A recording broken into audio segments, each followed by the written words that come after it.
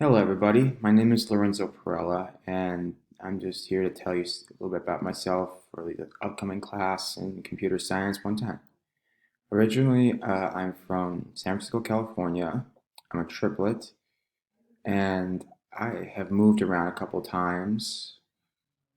Uh, and in between those times, what I really like to do is go on walks or run, cook in the kitchen, bake, watch TV, see what's on the internet, especially things that are funny, and also read about stuff that is obscure. I mean, I like to find out a lot of good random facts because hell, they come out in handy for Jeopardy. Now, what I want to get out of this class is better confidence in computers because well, I do know how to work the basics of a computer and some shortcuts here and there on how to do like text messaging and little smiley faces.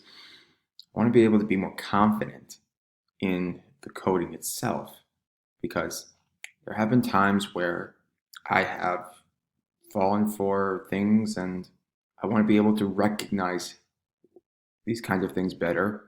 And by knowing how these codes work, at least in a very basic sense, and then building my way up, I should be able to and improve myself.